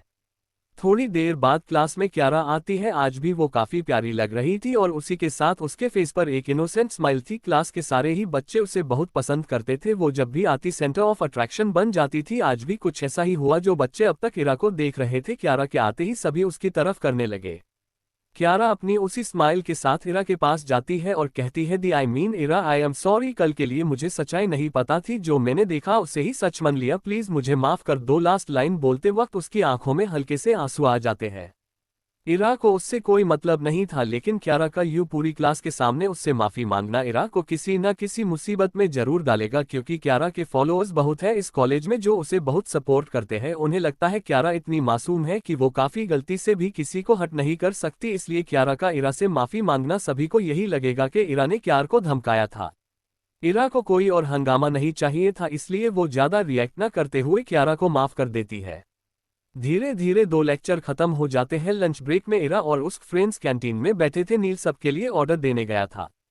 थोड़ी देर में उनका लंच भी आ जाता है, तभी कुछ बच्चे की शोर की आवाजें आने लगती है। इरा और उसके फ्रेंड्स उस दिशा में देखते हैं जिस तरफ से शोर आ रहा था, तो वहां से एफडी ग्रुप, जिसका पूरा मतलब होता है 5 डेविल्स, वो आ रहे थे। इस ग्रुप के नाम से पता चल गया होगा कि इसमें 5 लोग हैं। एफडी ग्रुप में पहला मेंबर नवीन अरोड़ा, जो सबसे हमेशा फ्लर्ट करता है। उसे हर खूबसूरत लड़की को देखकर प्यार हो जाता है, लेकिन कभी भी किसी लकड़ी को बिना उसकी परमिशन के छुआ भी नहीं है। आज तक सिर्फ इन्होंने किस ही किया, उसके आगे कभी किसी लड़की के करीब नहीं जाते। दूसरा मेंबर अर्नव अरोड़ा, ये नवीन के कूजन है, लेकिन बिल्कुल उससे उल्टे। इन्हें बस अपनी बुक्स प्यारी है। इनकी चेहरा बिल्कुल किसी छोटे से बच्चे की तरह है, लेकिन जब गुस्सा आता है तब भगवान ही बचाए उस इंसान को। तीसरा मेंबर करण कपूर, ये बहुत ही समझदार है। ये लोगों को देखकर ही उसकी सोच समझ जाता है। चौथा मेंबर इवान खन्ना, ये नील का भाई है। इसे ज्यादा बोलना पसंद नहीं है, ये बस अपनी के साथ अच्छे से बिहेव करता है, वरना किसी से इसे कोई मतलब नहीं है। पांचवा मेंबर, जो इस ग्रुप का लीडर्स भी है, ईशान मल्होत्रा, हमारे हीरो। वैसे इनकी बात की जाए तो ये हर एक चीज में परफेक्ट है, चाहे बिजनेस हो या स्पोर्ट या कोई और चीज। बाकी की डिटेल मैंने पहले भी बता दी है। ये पांचों पूरे कॉलेज में सबसे ज्यादा फेमस है। इन पांचों का ग्रुप बचपन में ही बना था। इन लोगों का कितना का ही बिजनेस हुआ जो ये लोग साथ चलते हैं, जस्ट लाइक चड्डी बड्डी। सो अब आगे कंटिन्यू करते हैं। एफडी ग्रुप के मेंबर कैंटीन के अंदर जाके बैठ जाते हैं और उसकी के पीछे से आ रही क्यारा और उसके दोस्त भी उन लोगों के टेबल के पास ही बैठ जाती है। इरा उन लोगों को इग्नोर करते हुए अपने लंच पर कंसंट्रेट कर रही थी। तभी अविका कहती है, गाइज हमारा अगला लेक्चर नहीं होगा क्योंकि मैम घर चली गई, उन्हें कुछ काम था अर्जेंट। कहते हुए वो अपना फोन दिखाती है जिसमें अभी अभी ये मैसेज आया था। सब डिसाइड करते हैं कि वो लोग ट्रूथ एंड डेयर खेलेंगे। सभी अपना लंच कर उसी टेबल पर ट्रूथ और डेयर खेलने लगते हैं। सबसे पहले मोना बॉटल को घूमती है। वो बॉटल घूमते हुए ईशानी पर रुकता है, जिसे देखते हुए मोना कहती है ट्रुथ या डेयर। ईशानी ट्रुथ चूज करती है। तभी अविका पूछती है कि क्या कोई ऐसा है जिस पर उसे क्रश है। ईशानी उसका सवाल सुन थोड़ी देर चुप रहती है, उसके बाद धीरे से हाँ कहती है। सिवाय इरा के सभी शौक हो जाते हैं। मोना कहती है, इशू तुमने आज तक हमें नहीं बताया कि तू किसी को पसंद करती है। अच्छा बता कौन है वो। उसकी बात पर ईशानी इवान की तरफ देखने लगती है, जिसका ध्यान उसकी तरफ तो बिल्कुल नहीं था। इवान को देखते हुए ईशानी कहती है, वो इसलिए कि पहले मैं भी श्योर नहीं थी कि मैं उसे पसंद करती हूँ। रही बात बताने की, जब टाइम आएगा जरूर बता दूंगी। फिर ईशानी बोले घूमती है और इस बार इरा का टर्न आया था। कोई कुछ पूछता उससे पहले ही इरा कहती है, मैं डेयर लूंगी। ये सुन ईशानी की आंखों में चमक आ जाती है, जैसे कुछ वो शरारत करने वाली है। 20 हमारी बहना तो कितनी प्यारी है, हमारी बहना तो कितनी प्यारी है। हम उन्हें सौंप रहा हूं तुम दोनों को, आराम से उनसे बदला ले लेना, बट मेक श्योर कि वो तुम्हारी कैद से भागे ना, वरना मुझसे बुरा कोई नहीं होगा। मेरी प्रिंसेस को बहुत तकलीफ दी है उन्होंने और मैं उन्हें। अभिमन्यु बोल ही रहा था कि शिवाय और रुड एक साथ ही बोले, प्रिंसेस अभी एक बात सच में बताओ कि तुम शौर्य के लिए इतना सब कुछ क्यों कर रहे हो। जहां तक हमें पता है कि तुम तो लड़कियों से कोसों दूर रहते हो, फिर हमारी बहन के लिए तुम ये सब क्यों कर रहे हो। शिव ने सीधे सीधे उससे सवाल किया। Because she is my princess and I love हर। अभिमन्यु का ये कहना और दोनों भाइयों का मुंह कड़वा बन गया। क्या मतलब है तुम्हारा कि तुम उससे प्यार करते हो। तुम किसी भी लड़की की तरफ देखते नहीं हो और तुम्हें पता नहीं है कि लड़कियों को कैसे ट्रीट किया जाता है। सो तुम उसे भूल जाओ। शिव ने जरा गुस्से से पजेसिव होते हुए ही कहा और अभिमन्यु भी उसे घूरकर देखने लग गया। क्या मतलब है तुम्हारा। और तुम तो ऐसे कह रहे हो कि तुम्हें लड़कियों से बात करने का काफी नॉलेज है, और जिस तरह से मैं लड़कियों से कोसों दूर रहता हूं ना, तो उसी तरह से तुम भी लड़कियों से उतने ही दूर रहते हो। तो ये बात तुम मुझे मत सिखाओ कि मुझे क्या करना है और क्या नहीं। अभिमन्यु ही जरा चिढ़ ही गया था। चुप करो यार तुम दोनों। और अभी भाई का कहने का ये मतलब है कि शौर्य अभी छोटी है, बहुत छोटी। She is just 18 now. So तुम्हारी शादी इतनी जल्दी होगी ये भूल जाओ। तुम्हें वेट करना होगा एटलीस्ट 5-6 साल, जब तक वो मैच्योर नहीं हो जाती। रुद्र के बातों में भी कहीं ना कहीं उसके बहन के लिए पॉजिटिवनेस था, जिसे महसूस कर अभिमन्यु उसे भी घूर कर देखने लग गया। 5-6 साल, व्हाट रबिश। मैं मेरी प्रिंसेस के बिना एक दिन नहीं रह सकता और ये दोनों मुझे उससे दूर रहने के लिए बोल रहे हैं, वो भी 5-6 साल। अभिमन्यु दिल ही दिल बोला और गुस्से से उन दोनों की तरफ देखने लग गया। 5-6 साल नहीं, शिवाय ने कहा और अभिमन्यु को लगा आकाश शायद वो जल्दी ही उससे शादी करवाने के बारे में बोल रहा है, लेकिन जो बात शिवाय ने कही ना उसे सुनकर अभिमन्यु का गुस्सा और भी बढ़ गया। कम से कम 8 साल, वैसे भी जरूरी तो नहीं कि उसकी शादी 21-22 साल की उम्र में हाँ करा दे। वैसे भी आजकल की गर्ल्स जब तक अपने पैरों पर खड़ी नहीं हो जाती तब तक शादी के बारे में नहीं सोचती है, और हमारी प्रिंसेस वो तो हमें अभी अभी मिली है, सो हम उसे इतनी जल्दी विदा नहीं करेंगे। सो कम से कम 8 साल तो तुम्हें रुकना ही होगा, अभिमन्यु शिवाय ने कहा और अभिमन्यु का दिल किया कि वो उसका गला दबा दे। तुम दोनों मेरे दोस्त हो या फिर दुश्मन, अभिमन्यु ने गुस्से से बोला। फिलहाल शौर्य के बड़े भाई और उस हिसाब से तुम्हें हमारी बात माननी ही होगी, शिवाय और रुद्राय का एक साथ जवाब और अभिमन्यु की नजरें उस पर और भी स्ट्रिक्ट हो गई। वो तीनों वह बहस कर ही रहे थे कि उतने में उन्हें सीढ़ियों से किसी के आने की आहट हुई और उन्होंने सर उठाकर उस तरफ देखा। शौर्य वहां से नीचे आ रही थी, अभी अभी नींद में से उठी वो वैसे ही नीचे आ गई। अब जबकि उसे पता चला था कि कुछ देर पहले मिले लोग उसकी फैमिली है, तो वो उन्हें फिर एक बार देखने के लिए बेताब हो गई और उठकर सीधे भागते हुए ही बाहर आ गई। प्रिंसेस क्या कर रही हो? आराम से, अभिमन्यु संभाल के बच्चा, शिवाय आराम से चलो। शौर्य रुद्राय तीनों ने एक साथ रिएक्शन दिया और उन तीनों को आवाज सुनकर शौर्य के कदम वहीं रुक गए। वो बारी बारी तीनों को देखने लग गई और उन्हें देखकर उसके ओठों पर बड़ी सी स्माइल आ गई। क्या कर रही थी तुम स्वीट हट, ध्यान कहाँ था तुम्हारा? अभिमन्यु उसके पास आ गया और उसका हाथ पकड़कर उसने फिक्र से कहा। शौर्य की नजरें उसकी तरफ चली गई और उसे अभिमन्यु पर फिलहाल में सबसे ज्यादा प्यार आया। ये वही शख्स था जिससे मिलने के बाद उसकी पूरी जिंदगी बदल गई थी। उसे न सिर्फ एक अच्छी जिंदगी उसने दी थी, बल्कि इतना प्यार भी दिया था और उसके फैमिली को इतनी कम टाइम में उसने ढूंढ कर भी निकाला था। शौर्य सीधा उसके गले लग गई।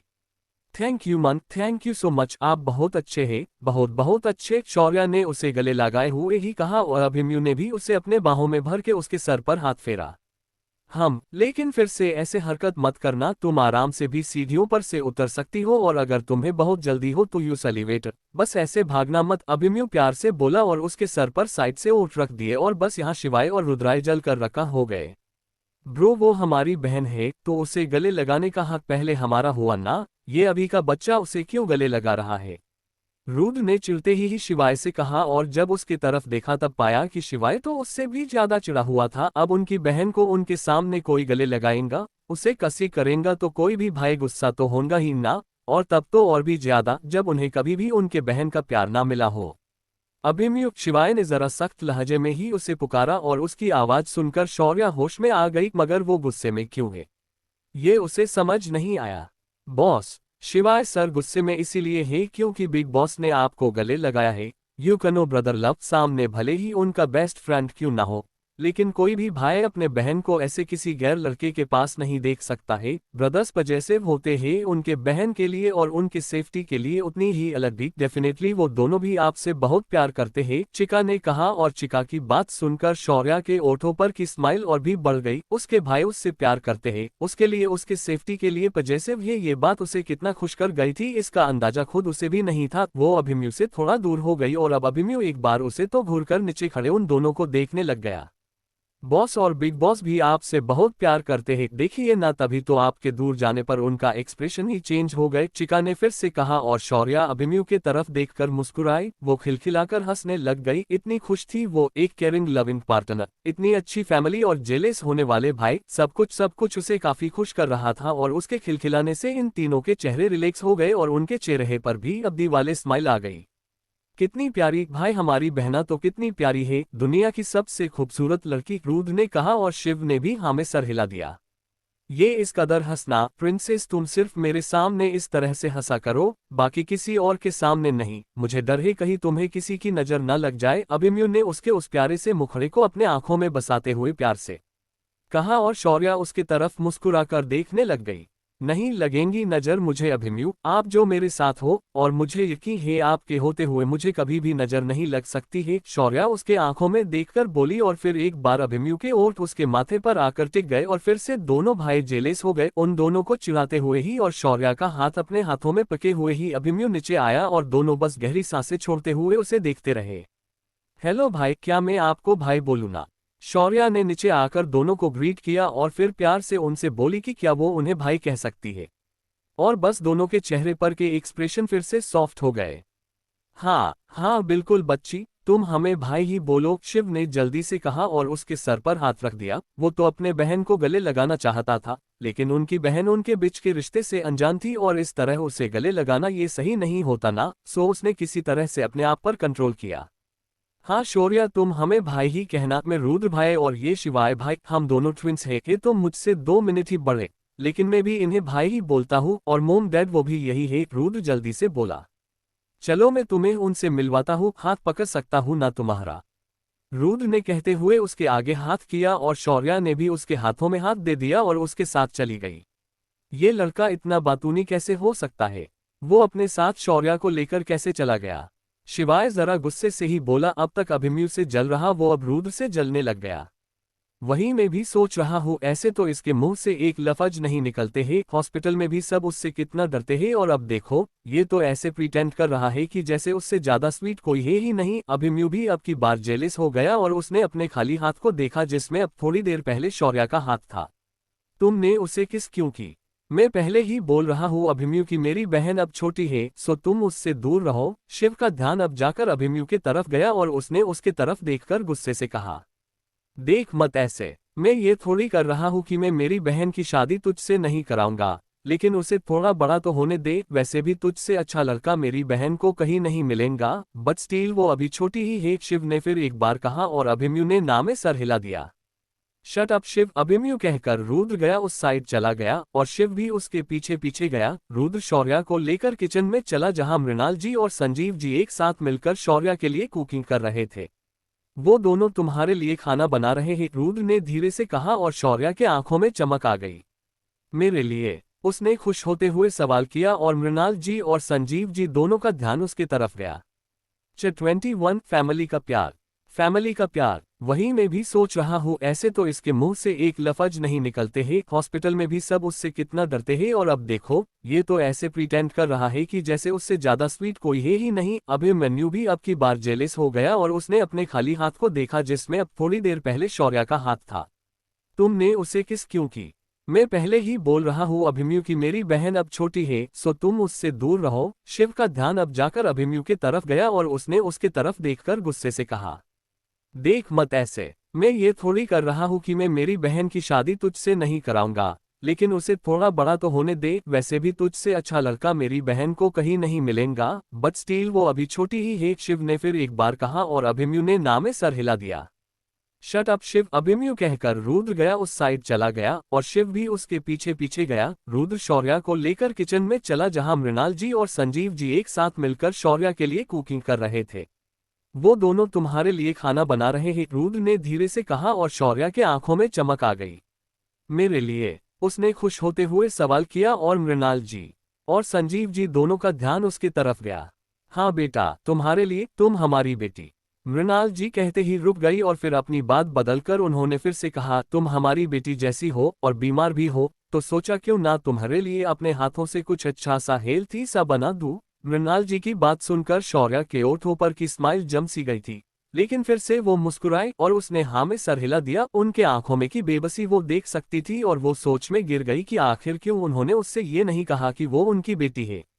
बॉस, आप अभी अभी इतनी बीमार थी, शायद इस वजह से वो डर रहे हैं कि ये न्यूज़ सुनकर कहीं आप हाइपर ना हो जाए और आपको कुछ ना हो, सो इसीलिए उन्होंने आपको ये नहीं बताया, चिका ने कहा और शौर्या अब सच्चे दिल से मुस्कुराए। उसके पेरेंट्स उसकी सच्ची फिक्र करते ही ये बात उसे कितना खुश कर गई थी, इसका अंदाजा कोई नहीं कर सकता था। थैंक यू, आप बहुत स्वीट हो, शौर्या धीरे से बोली और उसकी बात सुनकर अभिमन्यु उसकी तरफ देखता रह गया। उसने कुछ सोचा और वो अंदर आ गया। प्रिंसेस, मुझे कुछ इम्पोर्टेंट बात करनी है, कम। अभिमन्यु ने उसके आगे हाथ किया और अगले ही पल शौर्या ने उसका हाथ थाम लिया। आंटी, अंकल आप भी बाहर आइए। अभिमन्यु ने उन दोनों को भी आने को कहा और शेफ की तरफ इशारा करके खाना देखने को कह दिया। वो सब लिविंग एरिया में आ गए और अभिमन्यु ने शौर्या को उसके साथ बिठाया। इस लॉकेट को पहचानती हो? अभिमन्यु ने किसी से कहकर शौर्या का लॉकेट मंगवा लिया था। शौर्या ने उस लॉकेट को अपने हाथ में लिया और धीरे से हाँ में सर हिलाया। वो पहचानती थी उस लॉकेट को और अभिमन्यु की बात सुनकर उसे समझ भी आ गया कि अभिमन्यु अब उसे उसके फैमिली को सच्चाई बताने वाला है। बाबा ने कहा था कि ये मेरे असली परिवार ने मुझे दिया था। उन्होंने ये भी बताया था कि उन्होंने इस लॉकेट के ओनर को ढूंढने की कोशिश की, बट फिर उस वक्त उन्हें मेरी हेल्थ की सबसे ज्यादा फिक्र थी, तो उन्होंने फिर मेरे तरफ ही ध्यान दिया और वो बात पीछे ही छूट गई। शौर्या जवाब देते हुए बोली, सौरभ जी ने एक बार ट्राई किया था कि वो शौर्या के असली फैमिली को ढूंढने का, बट उसकी कमजोरी की वजह से वो उस तरफ ज्यादा ध्यान नहीं दे पाए और फिर आगे जाकर उन्होंने वो कोशिश करना छोड़ दी। शौर्या से काफी लगाव हो गया था उन्हें और वो उसे खोना नहीं चाहते थे, सो उन्होंने उस ढूंढने की कोशिश छोड़ दी। तुम सही हो, ये लॉकेट तुम्हारे रियल फैमिली ने ही मुझे दिया था और इसमें लगा ये जेम दिखने में भले ही अमसा नकली सा दिखता हो, लेकिन ये एक रेयर जेम है और जब मैंने इसके बारे में पता लगाया तो मुझे पता चला कि ये जेम बुंदेला फैमिली की निशानी है, उनका खानदानी जेम जो उन्होंने उनके घर की बेटी को उसके जन्म के वक्त पहनाया था। अभिमन्यु ने कहकर शौर्या के चेहरे की तरफ देखा। वो नहीं चाहता था कि शौर्या हाइपर हो, इसीलिए वो उसे ध्यान से देख रहा था, बट उसे शौर्या के चेहरे पर सिर्फ एक्साइटमेंट ही दिखाई दी। मन क्या आपने मेरी फैमिली को ढूंढ लिया? शौर्या सब कुछ जानती थी, उसके बावजूद भी उसने एक्साइटमेंट से पूछा ताकि किसी को उस पर शक ना हो। शौर्या ये तुम्हारे पेरेंट्स हैं। अभिमन्यु उसे नॉर्मल देख काफी खुश हो गया और उसने बिना कोई झिझक किए उसे सब बता दिया और शौर्या की नजरें मृणाल जी और संजीव जी के तरफ गई। क्या सच में आप मेरे मम्मा और डैड हो? शौर्या उनके मुंह से सुनना चाहती थी और उसने उम्मीद से उनके तरफ देखा। हाँ बेटा, तुम हमारी बेटी हो, हमारी बच्ची जो हमसे बिछड़ गई थी, मृणाल जी ने रोते हुए ही कहा और शौर्या सीधे उठकर उनके गले लग गई। कितना तरस रही थी वो उन्हें गले से लगाने के लिए और उनके गले लगते ही उसकी पूरी तरफ दूर हो गई और उसकी आंखों में खुशी से आंसू आ गए। मृणाल जी के आंखों से भी आंसू बहने लग गए और उन्होंने शौर्या को उनके आगोश में छिपा लिया। मेरी शौर्या, मेरी बेटी, मृणाल जी रोते हुए बोली और उसे अपने आप से थोड़ा सा दूर करके उसके चेहरे को अपने हाथों में थामकर उन्होंने उसके माथे पर ओठ टिकाकर फिर से उसे अपने बाहों में भर लिया। मम्मा, शौर्या धीरे से बोली और बस उसके मुंह से अपने लिए मम्मा सुन कर वो और इमोशनल हो गई। और एक बार कहो बेटा, फिर से एक बार मुझे मम्मा कहो, मृणाल जी ने इमोशनल होते हुए कहा और शौर्या ने मुस्कुराकर फिर से उन्हें मम्मा कहकर पुकारा। मैं भी हूँ बेटा, तुम्हारा डैड, संजीव जी बोले। उनकी बेटी सिर्फ उनकी बीवी के गले लगी थी, उन्हें प्यार कर रही थी। ये बात उन्हें भी थोड़ा सा जेलस कर गई और उन्होंने खुद से ही कहा डैड। उनकी बात सुनकर शौर्या ने उन्हें पुकारा और उसने गले लग गई और बस संजीव जी का दिल सुकून से भर गया। जिस मीठी आवाज में शौर्या ने उन्हें पुकारा था ना, उसे फिलकर उन्हें एहसास हुआ कि बेटियां होना कितना लकी है। उनके तीनों बेटे शिवाय, रुद्राय और ओमकारा, वो भी उनकी काफी इज्जत करते थे और उतना ही उनसे प्यार भी करते थे। बट जो मिठास एक बेटी के पुकार में होती है ना, वो बेटों में कहाँ होती है। मेरी बच्ची, मुझे माफ कर दो शौर्या, मैं तुम्हारी हिफाजत नहीं कर सका। बहुत बुरा डैड हूँ मैं, बट ट्रस्ट मी, मैंने तुम्हें ढूंढने की बहुत कोशिश की, कहाँ नहीं ढूंढा तुम्हें, बट तुम मिली ही नहीं। और फिर उस किशोर ने बताया कि उसने तुम्हें मार कर जंगल में फेंक दिया। मैं टूट गया था बच्चू, मैंने तुम्हें जंगल में भी ढूंढा, बट तुम नहीं मिली और फिर मुझे लगा कि हमने तुम्हें हमेशा हमेशा के लिए खो दिया। सॉरी बेटा, सो सॉरी, संजीव जी रोते हुए ही बोले और उनकी बात सुनकर वहां मौजूद सभी काफी इमोशनल हो गए। रोए मत डैड, और जो भी हुआ शायद वो अच्छे के लिए ही हुआ हो। बाबा कहते थे कि हर एक चीज होने के पीछे कोई ना कोई रीजन होता है। भगवान हमें जितने दुख देता है ना, उससे कई ज्यादा खुशियां हमारे जिंदगी में लिखता है। बस हमें हिम्मत के साथ उस इम्तिहान को पार करना होता है और जब हम उसमें पास हो जाते हैं ना, तब वो हमें ढेर सारी खुशियां देता है। और हम सब उनके एग्जाम में पास हो गए और अब सिर्फ और सिर्फ खुशियां ही होंगी हमारे जिंदगी में। शौर्या उन्हें समझाते हुए बोली, मेरी प्यारी सी शौर्या, जितनी प्यारी तुम हो ना, उतनी ही प्यारी तुम्हारी बातें भी है मेरा बच्चा। संजीव जी ने प्यार से उसके चेहरे को सहलाया और उसके माथे पर ओठ रख दिए। डैड, हम भी है यहाँ। रुद्र की आवाज और उसके बातों में की जेलेसी महसूस करके शौर्या गाल ही गाल में मुस्कुराई। मतलब यहाँ छोटे से लेकर बड़े तक सब सुपर पजेसिव और जेलेस होने वाले थे। पहले अभिमन्यु के साथ देखकर उसके दोनों भाई जेलेस हो रहे थे, फिर उसे उसके मोम के साथ देखकर उसके डैड थोड़े जेलेस हो गए और अब फिर एक बार उसके दोनों भाई उनके अपने ही मोम डैड से जेलेस हो गए। भाई, शौर्या ने मुस्कुराते हुए उसे पुकारा और रुद्र आगे आ पाता उससे पहले ही शिव आगे आया और उसने शौर्या के सर पर हाथ रख दिए। मैं शिवाय हूँ शौर्या, तुम्हारा सबसे बड़ा भाई, शिव ने कहा और शौर्या उठकर उसके भी गले लग गई। शिव ने भी उसे आराम से अपनी बाहों में लिया और उसके सर पर हाथ फिराने लग गया। तुम अब फिक्र मत करना मेरी प्यारी बहना, तुम्हें अब कोई चोट नहीं पहुंचा सकता। तुम्हारा ये भाई हमेशा तुम्हारे साथ रहेगा। तुम्हें प्रोटेक्ट करेंगा और तुम्हारी हर ख्वाहिश भी पूरी करेंगा, शिवाय ने नम आंखों से ही कहा। शौर्या के साथ कैसा सुलूक होता था ये जानने के बाद उसे काफी बुरा लग रहा था। बुंदेला फैमिली इंडिया की ही नहीं बल्कि एशिया की टॉप 10 फैमिलीज में से एक थी। टॉप 10 नहीं बल्कि एशिया की नंबर 2 सबसे ताकतवर फैमिली थी। राठौड़ फैमिली नंबर 1 पोजीशन पर थी, लेकिन उन दोनों फैमिली में कुछ ज्यादा डिस्टेंस नहीं था और इतने ताकतवर होने के बावजूद भी उनकी प्यारी से छोटी सी बहन को इतना कुछ सहना पड़ा। वो कुछ भी नहीं कर पाई, ये सोच सोच कर ही उसका खून खौल उठ रहा था। उसने डिसाइड कर लिया कि वो अपनी बहन के हिफाजत में वो कुछ भी कमी नहीं रखेगा और उसे बहुत प्यार देगा। अगर वो बिगड़ भी गई ना तो कोई हर्ज नहीं, लेकिन उसकी हर एक जायज नाजायज डिमांड वो पूरी करेगा। मैं भी हूँ यहाँ, रुद्र ने उनके पास आकर कहा और शौर्या अब जोर से खिलखिला उठी। कितनी जेलेसी उसके बातों में, और उसे ऐसे मुस्कुराता हुआ देखकर वहां मौजूद सबके ओठों पर बड़ी सी मुस्कान आ गई। मेरी बहना, रुद्र ने उसे सीधा अपने गले से लगा लिया और उसके बालों पर हाथ फिराते हुए प्यार से बोला, आई am sorry princess, sorry for everything, but मैं अब प्रॉमिस करता हूँ तुम्हें अब हम शिकायत का एक मौका नहीं देंगे और इतने सालों में जो भी प्यार तुम्हें नहीं मिला है वो सारा प्यार देने की पूरी कोशिश करेंगे। रुद्र की आंखों भी नाम थी और शौर्या वो तो खुशी के 7वें आसमान पर थी। उसकी सबसे बड़ी चाहत थी कि उसे एक फैमिली मिले, उनका प्यार मिले, और आज वो चाहत पूरी हो गई थी। उसने तो कभी नहीं सोचा था कि उसे उसकी अपनी फैमिली मिलेंगी। वो तो बस उस कैदे से निकलकर अपना घर बसाना चाहती थी और उसका जो भी हमसफर होगा उसकी फैमिली को अपना मानकर उनसे प्यार करना चाहती थी। बट रिबर्थ के बाद उसके लिए दुनिया जहां की खुशियां उसका इंतजार कर रही थी और उसे इतनी अच्छी फैमिली मिली थी। मैं भी शौर्या, मैं भी प्रॉमिस करता हूँ कि मैं तुम्हें किसी चीज की कमी होने नहीं दूंगा, शिव ने भी कहा और दूसरी साइड से शौर्या को गले लगा लिया। हम भी, उसके मोम डैड भी उसके पास आ गया और उन्होंने एक छोटा सा प्यारा सा फैमिली हग किया। शौर्या की मुस्कान और भी बढ़ गई और उसने एक नजर अभिमन्यु को देखा जो उसे ही देख रहा था। उसे देखकर शौर्या और भी मुस्कुरा उठी और अभिमन्यु की स्माइल भी बढ़ गई। चलो अब हम खाना खाते हैं, मैंने अपने हाथों से मेरी बच्ची के लिए खाना बनाया है, फिर हमें हमारे घर भी तो जाना है, मृणाल जी ने कहा और उनकी बात सुनकर शौर्या और अभिमन्यु के ओठों पर की स्माइल गायब हो गई। मेरी प्रिंसेस मुझसे दूर जाएंगी अब, ये तो मैंने सोचा ही नहीं था। अभिमन्यु दिल ही दिल बोला और सोचकर ही उसके सीने में हल्का सा दर्द उठा। मन से दूर जाना पड़ेगा, ये ख्याल तो मेरे दिल में ही नहीं आया। शौर्या भी दिल ही दिल उदास हो गई और तभी मृणाल जी उसे डाइनिंग टेबल की तरफ लेकर जाने लग गई। उसने मुड़कर अभिमन्यु को देखा और उनके साथ आगे बढ़ गई। वैसे मैं तुझे ये बताना तो नहीं चाहता हूँ, लेकिन फिर भी बता रहा हूँ कि हमारे घर के ठीक सामने वाला बंगलो जिसमें मिस्टर चड्ढा रहते थे, मैंने उन्हें एक ऑफर देकर परमानेंटली लंदन शिफ्ट होने के लिए कहा है। एंड गेस व्हाट, वो मान भी गए। हाँ, लेकिन वो बंगलो वो बेचने के लिए रेडी नहीं है। अब तुम देख लो, तुम अगर उसे खरीद सको तो, शिव बोला और वो भी उसके मोम डैड के पीछे चला गया। सिर्फ शर्त ये रहेंगी कि हमारी बहना से थोड़ी सी डिस्टेंस बनाकर रखो और हाँ, उस छिपकली को भी उससे दूर रहो, रुद्र ने भी कहा और उसकी बहना की तरफ मुड़ गया और अभिमन्यु ने तुरंत ही अपना फोन निकालकर लियो को ऑर्डर दे दी कि वो घर खरीद ले और उसके दोनों कमीने लेकिन उतने ही अच्छे दोस्तों के तरफ मुस्कुराकर देखा। 22 तड़प तड़प, मेरी प्रिंसेस मुझसे दूर जाएंगी अब, ये तो मैंने सोचा ही नहीं था। अभिमन्यु दिल ही दिल बोला और सोचकर ही उसके सीने में हल्का सा दर्द उठा। मन से दूर जाना पड़ेगा, ये ख्याल तो मेरे दिल में ही नहीं आया।